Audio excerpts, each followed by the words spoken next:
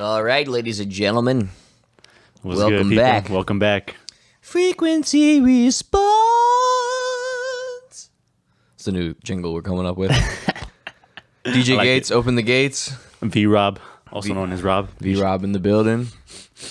Took a little week off. We're back, you know. Had to make sure that we didn't die. Nah, we just been busy as fuck. Oh, wait, correction. He's been busy as fuck for the But most. you've been keeping busy, you know. I have been. Yeah. I have been. This shit don't ever stop. But yeah, I just traveled to Albuquerque and New Mexico and some shit. Did some weddings and stuff. But I'm all good. I'm COVID free. I just took my test. Nice. So I'm all good, you know. Had to get tested just to be sure. I feel like once you travel like that much, it's like, it's free. It's in LA. You could drive through. It took me like 4 minutes. It took you 4 minutes? 4 minutes, yeah. Wow. I did the nose swab. Honestly, not that bad. Not that bad. Have you gotten one yet?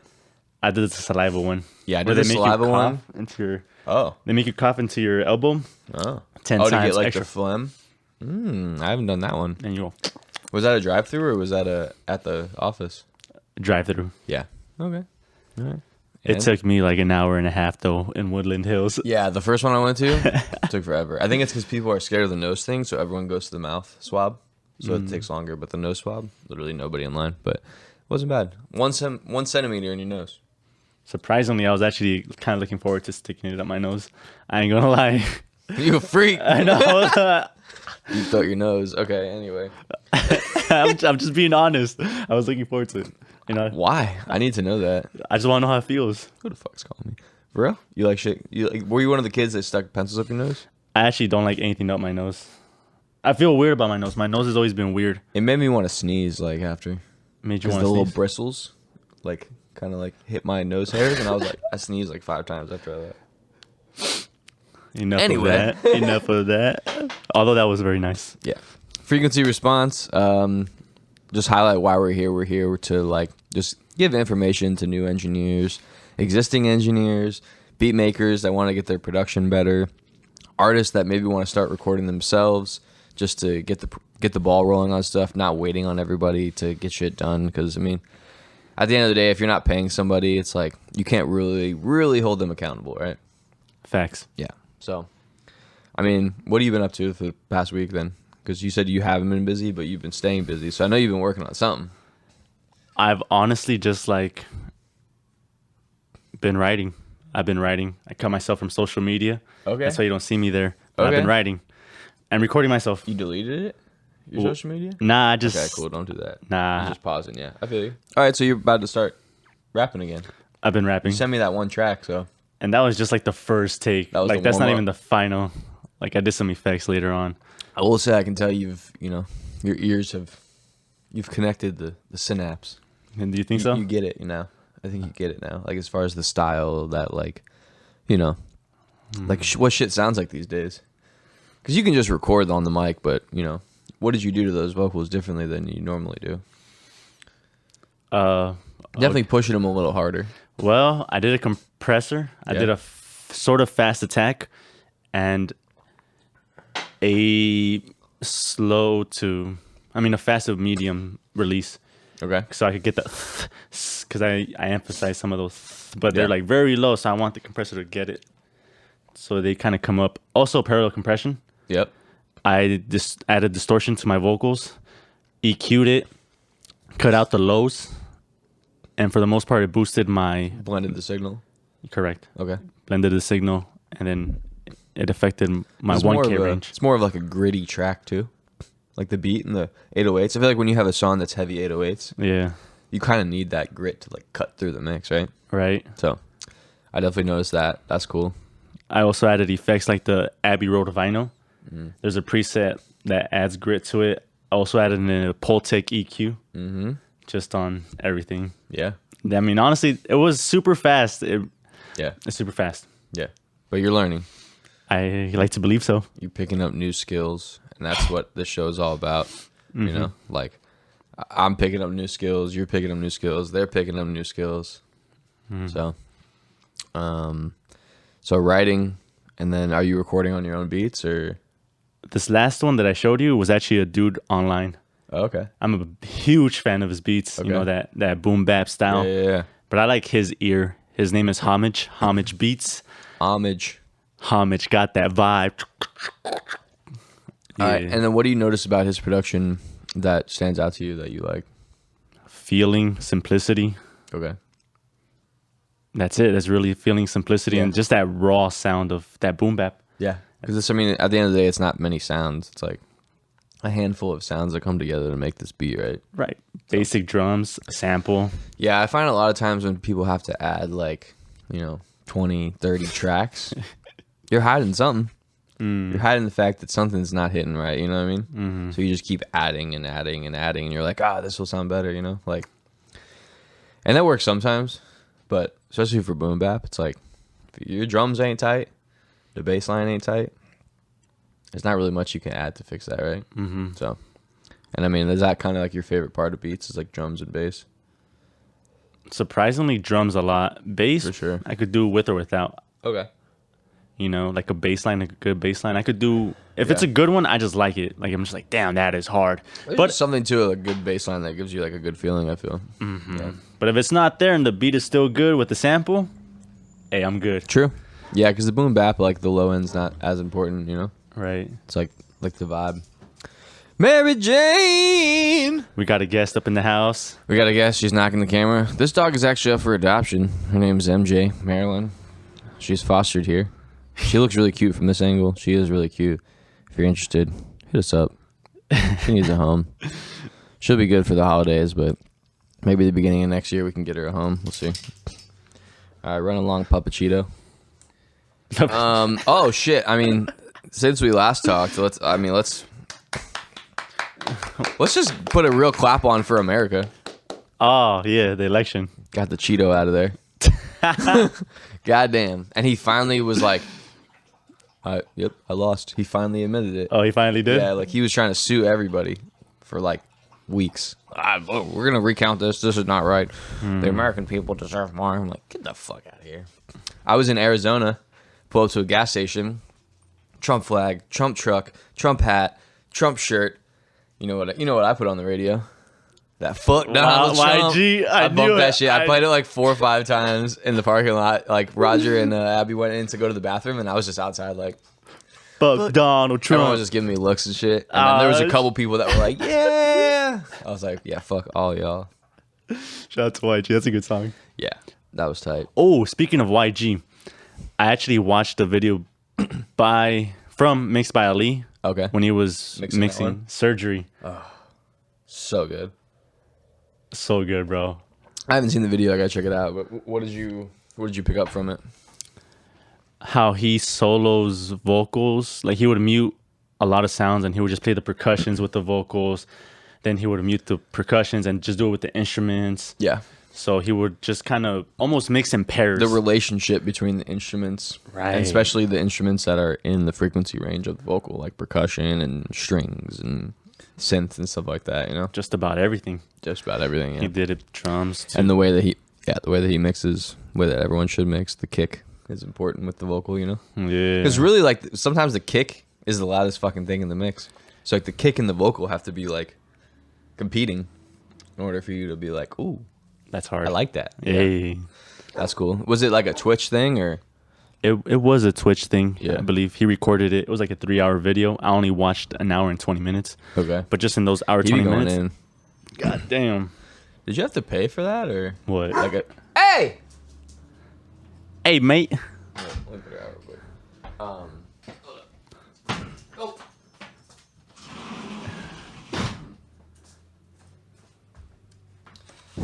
Anyway, I was asking, like, did you have to pay for that? 'Cause I saw some of his Twitch stuff. You had to be like a premium member or whatever, like. Really? For Twitch, yeah. I think it was just for the ones that he did, like the competitions where you could submit mixes. I don't know. It was free, right? Free on YouTube on his channel. Okay, so on the Engineers. Yeah. So it wasn't a live stream. I think for some of the live streams, you have to like be like a premium member of Twitch, which is cool. I mean, why not? All the premium memberships we pay for now, like Spotify, Apple, fucking Netflix, Hulu, Disney Plus. Might as well buy one that's gonna teach you some shit. That's right. He has another one up on YouTube where he's mixing a JID song, JID. He's fire. Yeah. So honestly, it's like a masterclass. You're there in the studio with Yeah. him. Like, you're just like, whoa. He, back before the whole pandemic, he had master classes in person that you could sign up for, and I was like, oh, I was thinking about it so hard. I was this close to going to one, you know. Me They were too. like $700. I'm like, it would have been tight.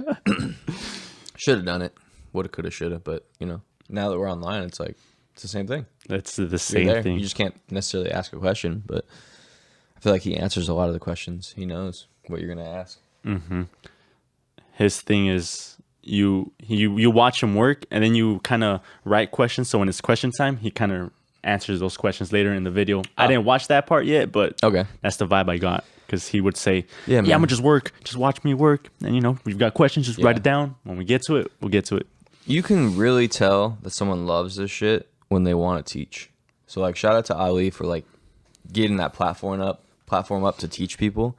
Because like, I feel like that's when like when you're confident in what you know, that you can pass it on to somebody else. Like, because I've gotten to do that, and like I enjoy that. I enjoy teaching people. Like, and I feel like there was like a weird attitude like about that back in the day, maybe like, oh, like don't give away like your mix secrets, or like Your vocal chain. I could give you my whole vocal chain and my stuff's still gonna sound better because I just know how to use it, you know. And a lot of people just expect to be like, oh, what do you put on your vocals? And it's like, it's not the same every time. So you gotta tweak it. So I can give you the starting place, but you gotta take it there and finish it. So I don't mind showing people what I do. Like, I had like a remote session the other day, where the producer was on Zoom, and he was kind of like coaching the vocalist, like exactly what he wanted in certain parts, like in the arrangement. And first of all, it was difficult, the whole COVID thing. Like the connection kept cutting out, and like it was a little frustrating, but we got it done. But it was cool. Like we talked about like how he just looked at my session when I sent it, because I just sent him the whole Pro Tools session, you know. So he was like, it was cool. He asked me a bunch of questions about like my vocal chain and like my processing and stuff, and like what plugins I use, and I don't know. It's fun to talk about shit like that. Everybody does it different, because I get sessions from people, and I'm like, damn, the way this is laid out is fucking weird. Like, it's cool. I respect it. That's how they work, you know. But I don't know. There's no right answer, you know. Like I went to school. Like that person could have went to a different school. It's like whatever their professor liked, they taught them that, you know. So I don't know. Get your template right, rock it. It's your own. So I do recommend people because I learned online for the most part, is just apply what you learn, but you know, don't be scared to get rid of what doesn't work for you. Yeah. You know. Yeah. So at that point, like you said, it's kind of like your own style, your own You don't template. have to use every part of what someone gives you. Right. And then maybe, you know, you'll come back to it. Maybe you won't. So Just like a tool. You don't Yeah. always need a screwdriver for leave it in the toolbox. I see you. All right. Big thing going on online is, I think I watched a couple videos like EQ mistakes, and right now, Oh, yeah. what are they? One video right now that's they touch on the same thing, is the whole sweeping thing. You know how when you raised a thin Yeah. EQ band, Sweep the EQ, yep. people are saying not to do that. You know, I don't know. It's just something that I'm open-minded to learn things. Yeah. I'm just like, okay, cool. I'll just try to see I what they think if you don't hear something right. that's bothering you, you don't have to do it. You know what I mean? Exactly. But if you like, it. because most of the time when I'm sweeping, I'm like, there's something in there that I just don't like, but I can't put my finger right on it, you know? So then I sweep for it, and then I'm like, yeah, that's it. But sometimes I'll find, you know, resonance in there that sounds crazy when I boost it by 15 dB. Of course it's going to, but it's not the one that I was thinking of. I'm like, I mean, that should be in there, you know? Because everything has a resonance, like a little bit. So, yeah, don't over EQ. Right. And then I feel like also when people sweep, they'll just grab it and they'll just be like, oh, they'll just drop it by like 10 dB all of a sudden. Right. You could drop it by 0.3 dB, you know? Like you could drop anywhere in between 0.1 and fucking 15 dB, you know? So, and I mean, I've EQ'd too much. And then the next day I come back and I'm like, oh shit, okay, let me back off these a little bit. But they're in the right spot. I just dipped them a little too low or boosted them a little too high, you know? So, back to episode 2, tastefully. Pull it back. Taste. Oh. Yeah, I mean, do everything with taste. Like I said, usually on my first mixes, I overdo a lot of shit. But that's like, it's nice because then you can come back and be like, well, I had good ideas. I just over executed them, you know? Mm-hmm. So when you back off of them, honestly, most of the time, my first mixes, I don't send to people. Mm-hmm. I'll bounce mix one. That's for me. I'll take it in the car. I'll take it in the headphones. I'll listen to it. And then I'll tweak it, give a mix two, you know? Because you never know. I actually do the opposite. I give a mix one just so it doesn't sound as good. But I always keep the last one until the end. I'm like, so they'll be like, man, I don't know, man. Like, they'll be like, something's off, something seems, they maybe should add this. Okay. And then I try to take, that's smart. I try to take input from that point. I'm like, all right, cool. Maybe, yeah. Even if I already had it in my mind that I was going to do that, I still like to be like, well, let me see where this person's at or where they think. Because when it's their idea, they're going to like it way more. You think so? Yeah. Because they're like, oh, I gave you that idea. You just executed it perfectly. That's why I like mixing one-on-one with people. One-on-one. Because they're like, yo, could you try this? And I'm like, oh, yeah. And they're like, yo, that's tight, you know? Yeah. But if I came up with it and did it, they'd be like, I don't know, maybe that's a little too crazy. But if it's like a crazy idea that they came up with, they're down with it. Yeah. So, but I get what you mean, like sending them the first mix and being like, okay, well, it's going to improve from here. Oh, yeah. I always like to have them walk out with something, you know? Right. Like, so I'll at least give them that mix. But then I'm like, I always tell them, like, yeah. I mean, especially if it's like a late night session and it's like, we've been recording for 5 hours and then the last hour I'm mixing. It's like your ears are already fucking dead. You're tired, you know? So you can get it like up to a certain point, but always revisit. I mean, what's the most like amount of mixes you've ever gotten to? Like in a day? Like how many versions of a song? Oh, jeez. I don't know, man.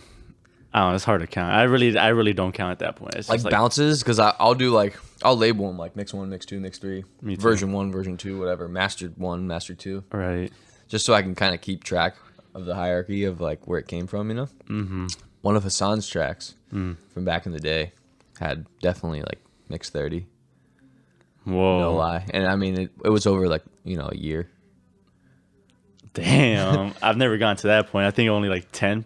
And then I do final mix 1 until I hear something wrong with it. I'm like, okay, well, final mix 2 or 3, you know? It's like, when you thought it was over. That's kind of more so when I have the luxury of being like, oh, well, this doesn't have to come out right now. It's like, exactly. it'll come out when it's fucking perfect. Right. Which is tight. I mean, those are my best mixes. Let me ask you this. Yeah. You a guy that tries to strive for perfection or good enough? I strive for perfection. It sucks. Yeah. I mean, when it comes to a client and deadlines, it's like you only have so much time. Right. So as long as it's perfect in their ears, I'm good. But most of the time, even if it's perfect in their ears, I'm like, 1 or 2 things I could have done differently. Mm-hmm. But that has lessened over the years. Like, my homie Trevor, Fuzzy Slippers, dropped a project. Mm-hmm. I'm still in love with it. Hey. Every part of it. I'm like, this is perfect. There's nothing wrong with it. That's cool. That's a great feeling. I feel that way about HA's new project, Clout University. But it's like, I've been working on that for a while, you know? It gives me time to perfect it. And when do you know when it's perfect? When I am not distracted by anything. I can just listen to the song and be like, oh, fuck. I get goosebumps on lines. I am, like, really paying attention to what he's saying and not being like, oh, the vocal was high there or the drums hit too hard there. When I'm not distracted and I'm just invested in the song. Because for me, it's like, if you send me a track and it's not mixed properly and then you're like, what'd you think of the lyrics? I'm like, bro, honestly, I wasn't listening to the lyrics. 'Cause my mind automatically goes to listen to the mix first. You know what I mean? And then I'll go to lyrics, and then I'll go to the beat and analyze that. But that's why it's hard for me to really enjoy records, like, unless they're fucking perfect. So, I mean, really, this year, the only shit that's really come out I'm satisfied with is the Ty Dolla $ign, featuring Ty Dolla $ign album, the new YG album. That's about it. Really? Damn. That's like perfect, you know? Blows my mind in every way. So, it's a curse. It's a gift and a curse. This whole time I've been listening to Good Kid, Mad City. I mean, yeah, the classics are good too. Yeah, and honestly, from that YG album, I've been listening to Surgery. Just that song, just because I saw how it was done, I'm like, Yeah. damn. Like, damn. Yeah. There's I don't think there's there's not a bad mix on there. Really? Yeah. There's like two things that I heard in the whole album that I was like questioning, but I'm like, it's a style choice, you know? Mm-hmm. But it's still crazy to me because YG sounds great, always. Mixed by Ali. I believe his tracking engineer is Chef Dillo. He's tight. But you can just tell when Ty is on a record, it sounds even cleaner. Like the recording. Because I think he's on Surgery, right? He is on Surgery. So Surgery, if you notice, in the very beginning of the track, when YG comes in, you can hear a little bit of background noise. Oh, the reverb with flanger? Not even. It's just like, you know when you crank a mic up real high and there's kind of like a fuzz, like white noise kind of audio because it's cranked so high. So like when he stops talking, you can kind of hear very, very slightly. So on the very first beginning lines of YG, you can kind of hear that because it's like probably compressed really hard, limited really hard. You know, there's some effects on it and shit that's making it come out even more. But then when it transitions over to Ty, it's just fucking clean as fuck. And I don't know if it's because he's using the Sony C800 and I'm not sure what YG was using, or maybe I've seen they do a lot of tracking in the control room. Like they'll just put the mic right next to the mixing board, you know. I've seen that. And Ty is always in a booth or in like a separate space, you know. So that has something to do with it. Just the noise. There could have been people in the room that were just making some kind of noise. The air conditioning, you know what I mean? So, because a lot of studios, the air conditioning is different in the control room than it is in the booth. Because it's like, it has to be quiet, you know? So, that's something to, I mean, it's convenient to have it like right there. But if you have an engineer and an artist, I mean, there's no reason he can't just walk into the next room. Like, I don't know. Right? I mean, I think so. And a lot of people do that. I mean, I've even seen Dr. Dre do that, you know?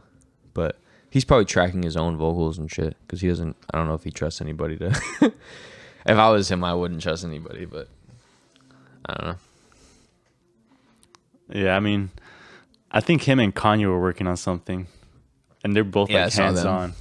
Yeah. I feel like also once you get to that point too, you're just kind of like, I'm good, fuck it, I don't care. Like, because Kanye like has also dropped some shit where the mix is like questionable. Like his newest shit that he dropped, I forget what it's called, like Yay or Jesus is King. Nah, he dropped like a single. Let me see, I have it right here.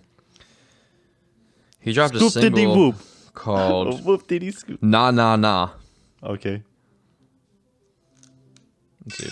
Yeah. That's all we can use. No, I was kidding. I mean, yeah.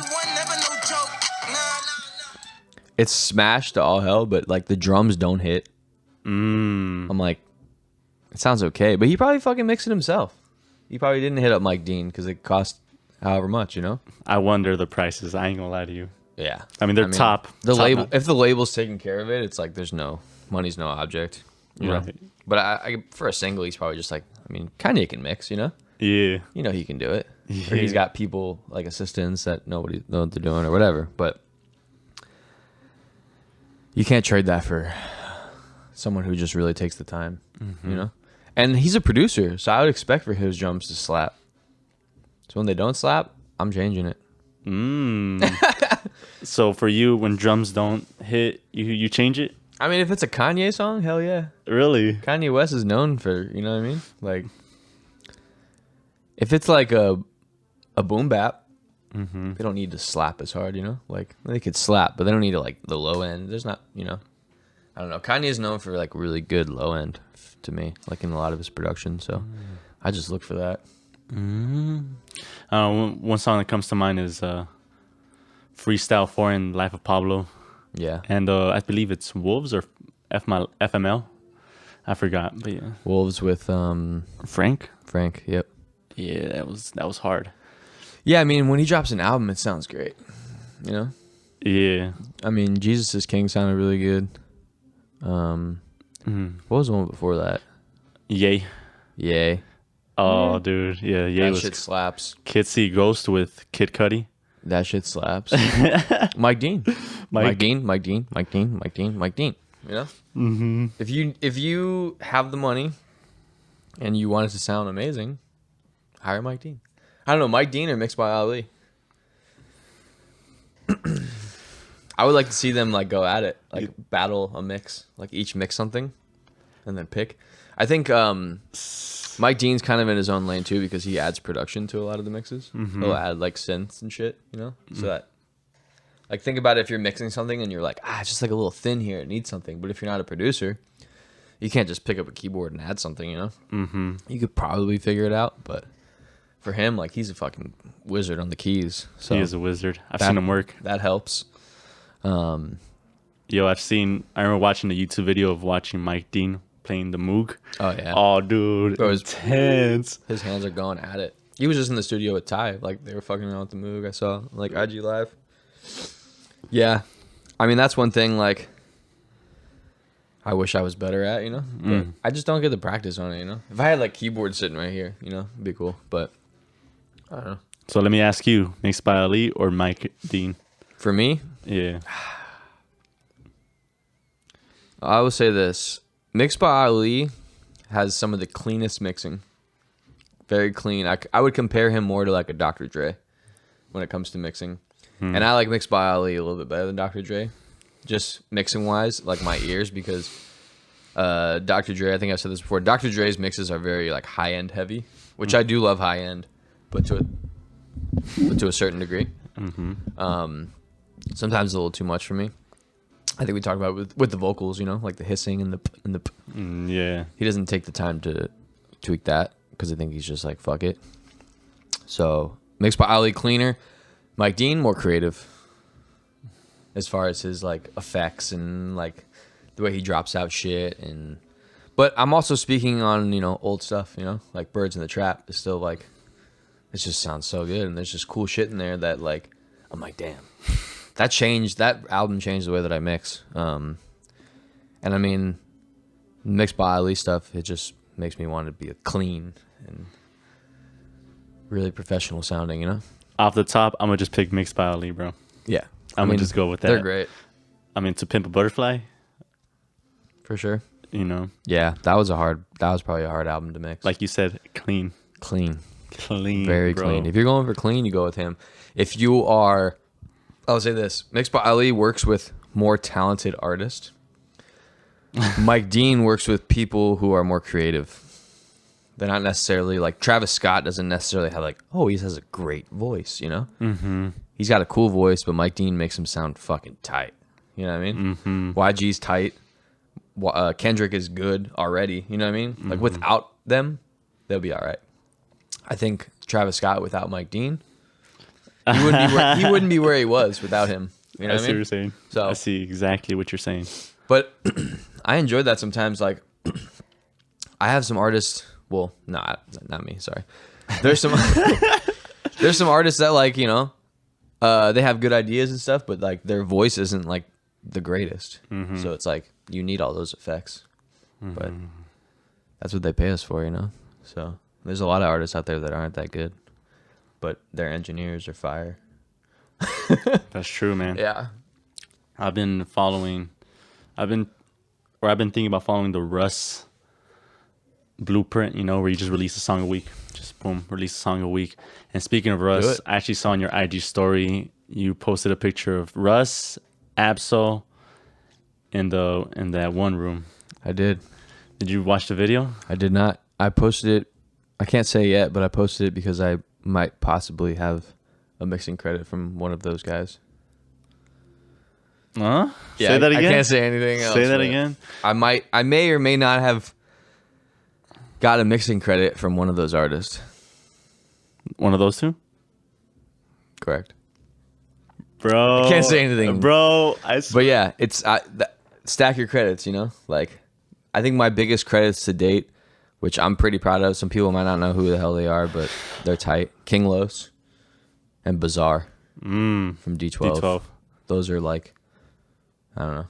Bro, those are cool to me. You gotta tell me off the mic. Tell you off the camera, yeah. I mean, hopefully, you know, in a couple weeks from now, I can announce who I'm working with. But yeah, I mean, it sucks. Like, it's like the same thing. Like, the Grammys just got announced. Like, once people are Grammy nominated or their shit goes platinum, the phone starts ringing, you know? So it's like, it's the same thing with mixing. Once you start working with established artists, signed artists, more established artists that have been in the game for a long time, then the smaller guys start to be like, oh, well, he worked with him, he must be good, you know? Even if you're not good. Like I've heard Grammy nominated mixes from people that are fucking trash, but they probably charge like at least the rack for mixing just because they're Grammy nominated. So shit, once I get my nomination, it's over. Charging 20 grand. Damn, 20 grand. That's That'd crazy. be nice. One day. That'd be nice. I mean, how much do you think Ali gets? I mean, he obviously probably takes a percentage as well, but percentage. he's getting at least, I don't know. Yeah, that's what I'm saying. It's like I would say $5,000 a track, at least. I mean, I don't know, that's what I would want to charge. I mean, that'd be nice. If I'm him, I'm charging that. I mean, yeah, I would say, I don't know prices like that. Doing an album for like 50 grand, you know? Oh, It's worth it. it is worth it. Plus, he's busy. I mean, He's without the YG album, without Mixed by Ali, I mean, wouldn't be nearly as impressive. there. So, if you're an artist and you know the value of that, then you're gonna spend whatever it takes. Yeah, I mean, because so here's an example. Like when I talk to people who aren't really into music or aren't in the world, when I tell them what I do, they're like, "Oh, have you worked with anybody that I've heard of?"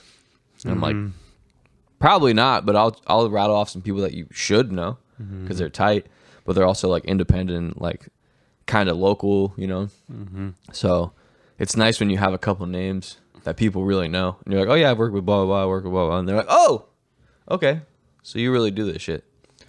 Hell yeah, I really do this shit, you know? Who's like your dream mix credit? My dream mix credit? Like in a lower tier, like something achievable. Like in the next year.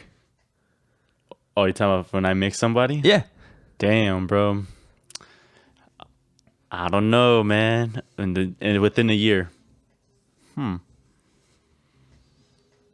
someone that's maybe like, you know, on the rise, on the come up, still kind of independent, but doing their thing, and you really like them, and you're like, damn, I would love to work with them. That's a good question, bro. I don't really follow new artists or know my. They don't even have to be new. They could be someone who's been in the game for 10 years, but doesn't really like have like a radio hit or like, you know, like honestly, like Bizarre and King Los, they've been doing this shit for 10 plus years. Right. But you could ask majority of people and they don't know who those people are. Right. So it's like, it's all relative. I personally would like to do someone who could, you know, someone who raps like Earl Sweatshirt. Earl Sweatshirt would be cool. There's a connection in my camp for that. I would love to do that too. Absol. I would love to TDE. do Absol. And just why not Isaiah Rashad? Why not? Yeah. I will. I mean, all those are achievable. And you know what's crazy is there's a connection to all three of those artists and people that I know. I kind of figured. Which is tight. That's why you're saying it. No, I'm just kidding. I was like, dude. Yeah, I mean, my dream one right now, Like, all right. Anderson. Yeah. I'm getting close. How'd I forget? I'm working with people in his vicinity. Yeah. I've mixed live for the Free Nationals.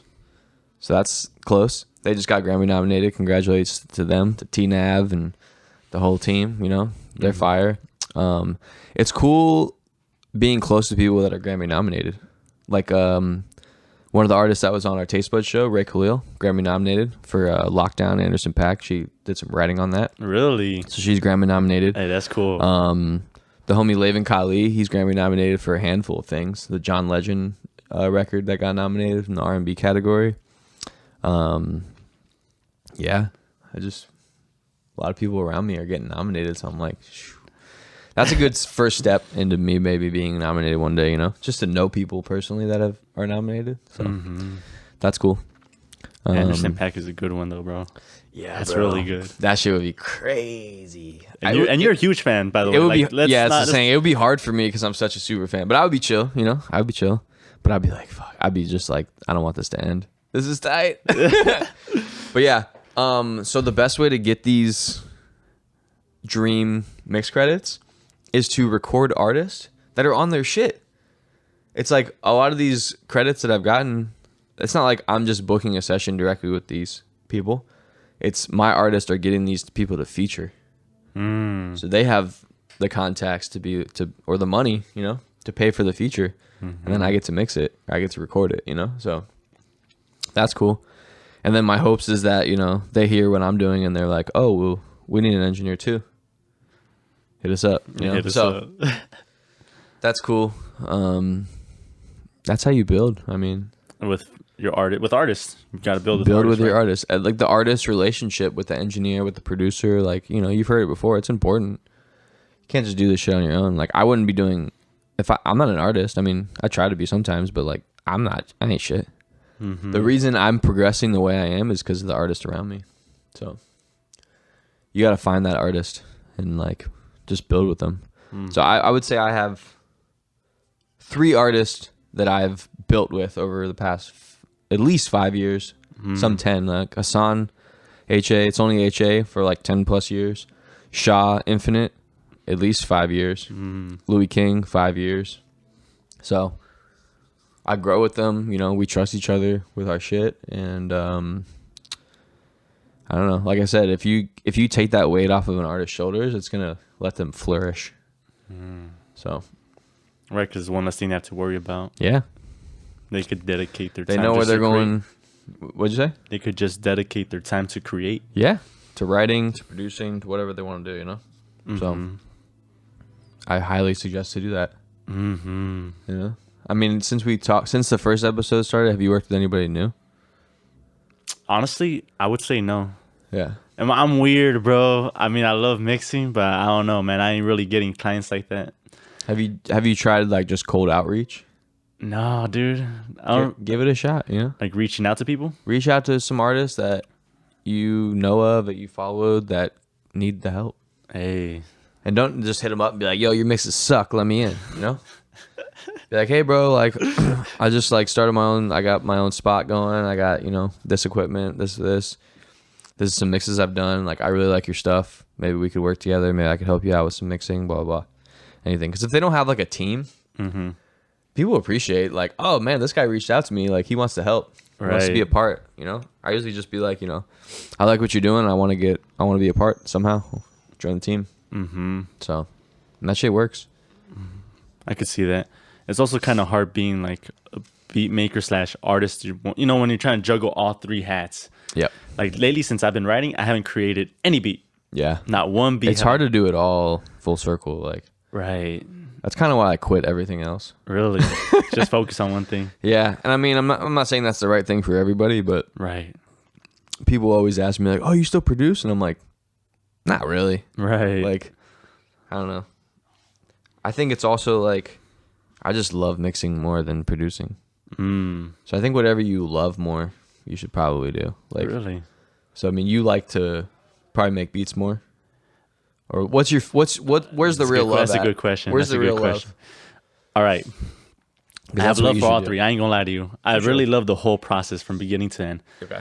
The most fun for me though, is creating a beat and playing with arrangement on my machine. That's the most fun. The most rewarding is writing. When I just write something and I just finish from A to Z. Yep. Like, that's the most rewarding. I feel like I'm like, whoa, I just did that. I feel that. But the most interesting, like the most like I'm fascinated about is the engineering side of things. Yeah. Okay. So it's good. You have a love for all of it. From beginning to end, the whole process. Yeah. I get what you mean, because every now and then I write some shit and record some shit with 88 miles per hour with me and Roger. Right. And like when I finish a song and it comes out and like we shoot a video, I'm like, ooh, it's fire. That's fire, bro. But I couldn't put out the amount of records that, like I like the satisfaction every couple days, every couple weeks. I couldn't myself put out that many tracks that I'm happy with. So it's nice to get that satisfaction from each one of my artists when they drop a track. And I'm like, oh, I did that. I did that. I did that. And honestly, like sharing shit on Instagram is like addictive. I'm like, ooh, like I want people to know that I'm fucking busy. Like, damn, this dude posts something new that he worked on like every day. So I'm working with that many artists, you know? So I enjoy that. And that brings business. It does. Because someone hears a song and they're like, damn, this sounds good. And they look at the credits and they're like, oh, this guy did the mixing. Let me hit him up, see what he charges, you know? So, and then like, also like I've had artists, which is really cool, where they hit me up. Like this one guy hit me up like a year ago. I told him my prices, and he's like, "All right, respect, bro. Like, you know, you're really good. Like, hopefully, you know, within the next year or so, I'll have that money together. Like, I'll be able to afford you, essentially, you know." And then now they come back and they're like, "Hey, man, like, I think I'm ready." Right. So it's like it's tight. There's like respect, you know. Instead of them being like, "Hey, can you do this for like $20, bro?" You know. Right. Sometimes it's cool, and people are like, "All right, bro. Like, I see that you're a level above me. I'm gonna get to that level, and then I'm gonna come fuck with you." So. And how does anyone ever reach out to you and be like, "Can you do this for $20?" Yeah, I've in the past, yeah, not recently, but yeah, I've definitely had it happen before. What do you say? What do you do? I've done within the past 2 years, I think I've done like a couple that were like 50, like whatever you can throw me, like $50, you know. And it's one because it was like a friend of a friend, and they're good, and they're semi popping. So I've done that, and it's paid off because another artist has hit me up based on them, you know, like. But it is kind of sad sometimes when someone with like 50,000 followers can only pay you $50. You're like, bro, you're making money, like. So sometimes I want to say no because I'm like, I just need to teach you a lesson, you know. Right. But I don't know. I also will be like, all right, well, let me do this first one for you, show you what I can do. Pay me something. I can't do it for free. Pay me something. I'll show you what I can do. And then when the next one comes around, you're paying full price, you know? So you kind of have to prove yourself sometimes, especially with artists that don't really even know what you do because they're so new to the game, but they already have a following from like acting or like something, you know? So yeah, you just kind of have to show people the value of yourself because a lot of people don't know what the fuck we do. Right. That's true. They're like, what, mixing? Like in a pot? Like, what do you mean? And I mean, even people who listen to music and love music don't really know mixing. Like, I had a conversation with some people and they were talking about like, oh man, the auto-tune on that just sounds so cool. And it was a vocoder. And they thought it was auto-tune, you know? And they're like, oh, I'm like, no, that's actually a vocoder. And they're like, what's that? I'm like, oh, well, you know, they're playing a keyboard with an amp with a plastic tube straw that's going into their mouth, and then they're wah, wah, wah, moving their mouth around, and it's bouncing off their mouth, going back into the mic. People don't know what the fuck that is. So, educate them. Educate them. Yeah. Education is key. T-Nav from, why can't I think of their name? Free Nationals. That's what he uses, and shit's so tight. I love that sound. It's so soulful, like, fuck. Yeah. So West Coast. I would say. So many Dr. Dre tracks have that, you know? Yeah. Like, and they have the ones that are just the microphone too, but the ones with the actual tube that goes in your mouth, like, that shit's next level. But it might be going away because of COVID. You know, you got to keep that shit clean. But I had some buddies in music school that had one of those. Yeah. And they it's crazy. They put a little Y connector on it, and they hooked it up to their Volcano vape. So while he was recording, it was fucking shooting like fucking weed vape into his. He was hitting it while he was recording. It was so tight. That's hard, bro. Yeah, I've never seen that again since. Shout out to a Java. That was crazy. Yeah, get creative. I would say so. Just never stop being creative, and you'll be good. And get people around you that force you to be creative. Because I mean, you get in like slumps. What do you mean? Like, you get like uninspired sometimes? Sort of. Yeah, I would say so. And other people kind of help you sometimes, you know, like get out of that. Yeah, they do. Yeah, they actually do sometimes. Like, what's the last slump you hit, and how'd you get out of it? I don't remember too well. I just remember not being inspired or motivated to do music. Yeah. And it had nothing to do with music. I literally just went out for a hike with a friend, and I was like, all right, I'm reset already. Just going on a hike. Yeah, you don't have to do something that's related to music. You could just be like, get out of your element for a second. Right. You could think about something differently. So that was really it. I just wasn't motivated. Like, I want to say like a few weeks ago, I went out on a hike with a friend. Go outside, man. Goes a long way. But lately I've literally been focused, like writing. Like, this is not even a joke, bro. Like, yeah. That's cool, man. I would say so. Like, yeah. Like, I'm focused. I'm not even on social media because I know what it's going to do to me. Personally, for me, I get distracted Everyone. or get sucked in. Everyone gets distracted by social media. I know. I spend hours on my phone just scrolling. I'm like, what am I doing? That moment Shit right outta there, you're here. like, what am I doing? Hate that feeling, bro. You're like, I've been here for 30 minutes. You're just like, And you think that you're like, oh, well, it's like a break for me. It'll make me feel better. But no, it's addicting. It makes you want to go back to it. It's like the shit was designed to fucking take our brains and make us addicted to the satisfaction of getting likes and comments and messages and fuck all that shit. The props. Yeah. Yeah, this next song I actually I wrote 2 lines like the validation ain't gold, but what the fuck do I know? That's 2 lines. I'm not gonna say the rest. Talking about that shit, yeah. I do talk about it a little bit. The one thing I think I said maybe in the first couple episodes, but if you find yourself fucking up on social media, wasting a lot of time following people that you're like, why do I even follow these people? Go on your Instagram and implement this rule. I guarantee it'll help you. Go through your feed. If you're not commenting something on every person that you follow, like real about what they're doing, like if you can't chime in or you don't feel comfortable saying something because you don't know that person, or why the fuck are you following them? That's a good point. Say something to them. Talk to them. This is what social media is for. Right. People just double tap and they think they know you, It's like, if you can't drop a whole sentence about something that they're doing, unfollow them. Because that's why you're getting stuck in that feed. Like I used to follow so many like pages of just like funny memes or just bullshit, And I'm like, why am I following these people? This is bringing no value to my life, So I try to do that. It's hard to maintain, but yeah, I mean, I want to like actually know the people that I follow, because then it's like they're not going to interact with you, and that's what we're trying to do, right? We're trying to build our numbers up, so it's like interaction. And the algorithms on Instagram are built like that, If you comment, you save, you like, people who just comment emojis, that doesn't do anything for your algorithm. Yeah, exactly. You have to have at least 5 words on the comment. That's a fact. So, and I mean, if you support an artist and you really fuck with them, go write something real. Because how many people, you drop a song and how many people just drop fire emoji? It's like, what does that mean? A lot of people are very familiar with that in the producer community. Say be like, oh man, I love the way your drums are like hitting with your bass line. Like how that low end is crisp as fuck. Like good work. Good work. Give them some kind of validation. That's what they want. And then that's how they're going to respond, because they see all those fire emoji comments and they're like, cool. Well, let me ask you, how do you respond to something. that? How do you respond to fire emojis, right? They're like, it's like, okay. Like, think about it like an interaction, a human interaction. Yeah. You see someone playing piano at the mall, you're not going to be like, Fire emoji. You just walk up. Yo, fire emoji. You just flick a bic. You're going to tell them, I notice how passionate you are. I could see you really hit the keys. And Yeah. like, how long did it take you to do that? Like, damn, you've been playing for a while. Yeah. See, that's more engaging. Say something. That's more engaging. Yeah. more I honestly don't really respond to just emojis.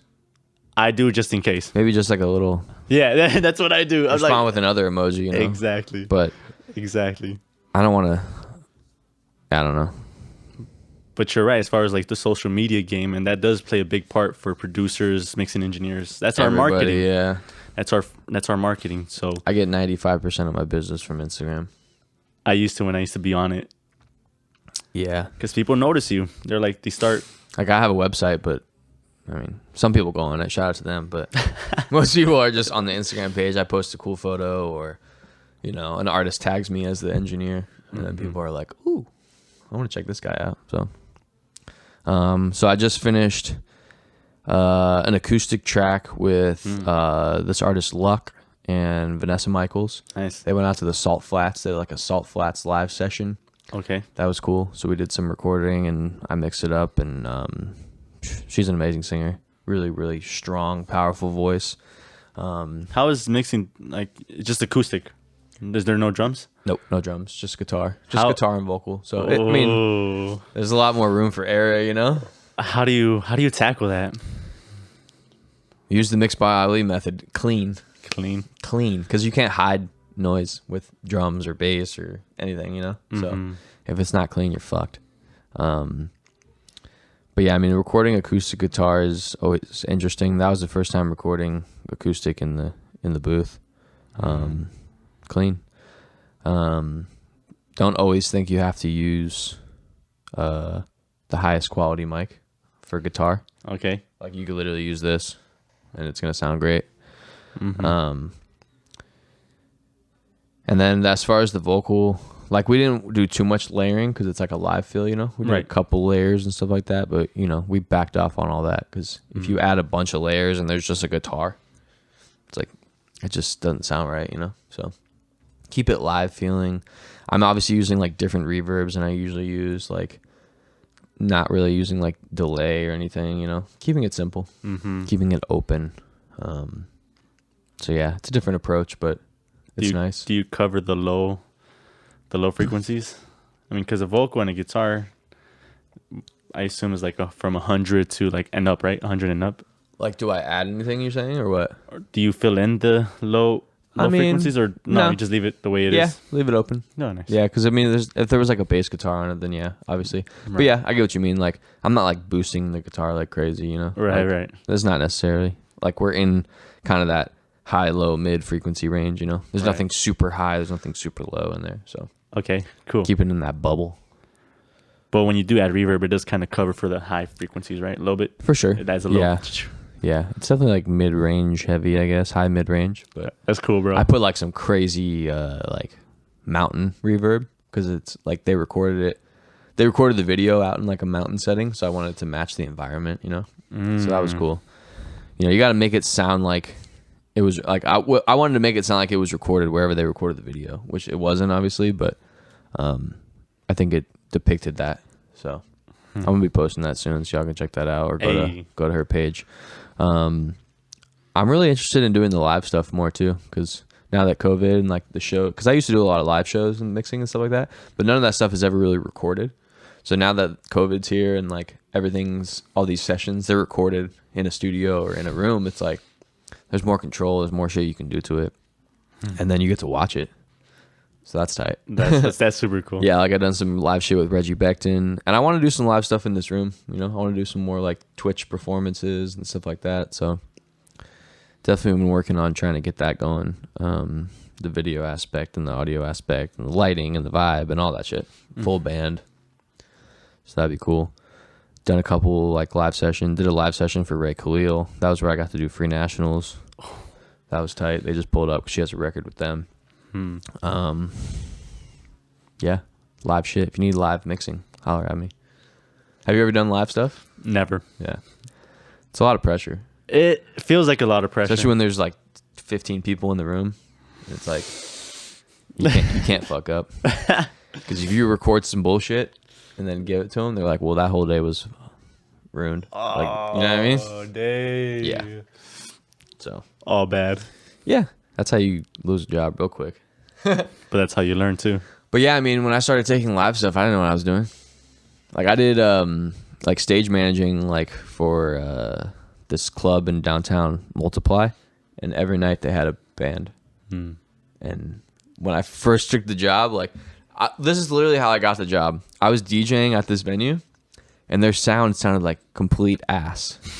So I went and talked to the owner, and I was like, "Hey, I noticed like you guys don't have a sound guy tonight. Is it cool if I go back and like mess with the board a little bit?" And he was like, "Yeah, sure, go ahead." Mess with the board and made it sound fucking amazing. I told him, I was like, "You don't even have half your amps on. The subs weren't hitting, like all this shit." And he's like, "Oh, I don't know. Yeah, I don't know." So I fixed it, and then literally at the end of the night, he's like, "Are you looking for a job by chance? Like, I need a sound guy." Boom. I ended up working there for like 6 months, mixed like 40 bands, you know, some big names too. Like, I mixed I want to say their name is Chicano Batman. You heard of them? I think I did. Yeah, I think I have. I got to mix it for them. That was tight. Yeah, a bunch of people that I was just like, damn, these people are good as fuck. Because people who are live musicians, like that's a whole nother realm. Like insane. Like I would love to work with Thundercat. Thundercat is like his live shit. Oh my god, he's so good. It's crazy. Yeah, on that Ty Dolla $ign album, the track 6 with Kanye, Thundercat, and Anderson .Paak. You heard that? Woo! That shit gives me chills. So I listen to that shit all the time. You should check that out. I'm about to. They couldn't even name it. They just called it track 6 because it was just so crazy. You know what I mean? Yeah. Kanye, Anderson, and Thundercat. Fuck. But knowing their personalities, they would name something like that track 6. Yeah. You know, they're just fun, out of the box. Yeah. So here we are in the box. In the box. Mix in the box, mix outside the box, mix wherever the fuck you want. Mix in your headphones, mix in the studio, mix on your laptop speakers. I'll mix on an iPhone if I could. I was mixing in the back of my Prius while Roger was driving back from New Mexico. I had my satellite right here. I was plugged into the aux. I was mixing in the car. That was tight. That sounds cool. Yeah. So get out of your element, mix wherever the fuck you want. Go on a hike, bring your shit, set up in a cave, put your headphones on, make a beat. Right? Yes. Because does your interface require power? It does, huh? Now it does. It does. Now it does. But your old one doesn't. You No. have an old one still? Or did you get rid of it? I gave it to my friend. Okay. You know, just pass it out, you know? Yeah. But if I didn't, I definitely would carry my machine. Back when I lived in Tampa, I did a recording in the middle of the woods. Ooh. Yeah. Shit was crazy. It was windy, though. It just kind of fucked it up, but it was fun. It was a vibe. Just acoustic guitar and vocal. It'd be cool bringing a sound recorder and just Yeah. take in the nature or something Yeah, that you hear. yeah, You're yeah. like, oh, wait, what is that? Dum, dum. Me and Alec we had the fire going last night, and we were recording him like breaking sticks, throwing him in the fire, and he's gonna use that like sample in his song. You know? That's hard. Some cool transients. That's hard. I sampled like this crazy squeaky door once at my work. Like, yeah, just take out your iPhone and record shit. Samples. You ever do that? I used to. Yeah. I just didn't like the extra sound. The background sounds. You yeah. can process it though. Yeah. That was before. It's not I going to knew. be your predominant sound, but you could layer it with other, like if you layer like stick breaking with a nice snare. Mm. Bow. I don't know. And layering is important when production. Layer that shit up. It's like a cake. Thanksgiving Day cake. Happy Thanksgiving. Happy Thanksgiving. That's right. It'll be Thanksgiving.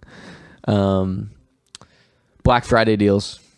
If you're trying to buy something, do it on this week. There's a hell of deals.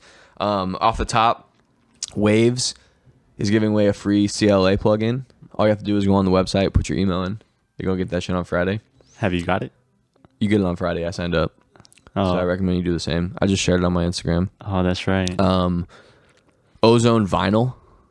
They're giving that away for free. Ozone vinyl. It just gives you that crackle vinyl sound, you know? Yes. There's a lot of free shit out there. I just got put onto the Valhalla Supermassive. That's free. That is free. So I didn't have that. I just got that because I knew that for a project. Get the free shit. I need a new computer, so I might. I don't know if Apple's gonna have any deals. I heard that they might have like just free AirPods if you buy a Mac, which is tight because I want the AirPods because they should sound fire with the noise canceling. Hey. I'm trying to get a desktop. I'm done fucking with the laptops. Yeah. So something that's gonna last me. Slate microphones are on sale. So if you're trying to get like a $1,000 sound for like $500, that Slate microphone that emulates like anything, that's gonna be on sale or already is on sale. The Soundtoys is now $225. Okay, which is that's the price you pay for the academic version, which is great because it's usually $500, I believe. $500. Yeah. And now it's like $220. Yeah. Right now until December 1st. If you need some plugins, now's the time to buy. You know, you're gonna save money. So That's true, man. Yeah. I'm tempted to get the Soundtoys. Soundtoys is great, man. I use Crystallizer in every single one of my mixes. Yeah. I use the plate reverb, little plate, Little plate, yeah. in every single one of my mixes. Alter Boy is really nice for like house music or just like any kind of pitching, layering with some deep vocals. Yeah. Honestly, I would probably use Filter Freak and Filter Freak. Decapitator. Oh yeah, fuck! How did I forget about those? Decapitator, I definitely use on a lot of like ad libs that I want like distortion or layering of stuff. Yeah. Going crazy with that. Filter Freak, yes, I love to use that on like any kind of pads in the mix, or I even put it on my reverb sometime, just to kind of give it a little bit of movement. You know, The movement. Yeah, that's hard. same thing with the echoes. You know, like EQ'd, sweeping a little bit, kind of ducking out of the way. So yeah, just stay creative, stay inspired, you know, with your plugins, whatever you have. If you don't have, you know, all the good shit, you can still you can make a lot of those plugins were designed from people using a combination of plugins, you know. So with Filter Freak, like it's just automating. Like you could do that same thing with an EQ and just automate it, you know, with some resonance. Yeah. Sidechain. Yep. So I mean, it's just making stuff more convenient. You know, we're being lazy, so we paid this money for this stuff. It does sound good, but yeah, it does sound good. So I mean, that's about it for us this week. You know, thanks for tuning in. Thank you for tuning in. Happy Thanksgiving. Happy Thanksgiving. Everyone be safe on the holidays. Get your plugins. Your mixes up. If you're not mixing on Thanksgiving, do you really love this shit? Come on. Yeah. I think the past couple years I've had sessions on Thanksgiving, like no lie. Like I'm going to go to dinner later, but during the day we got to handle business. So don't be afraid to work on the holidays because it's going to happen. That's true. We're not teachers. You know what I mean? No days off. For the government. So, all right, y'all. Frequency response. Open the gates. V-Rob.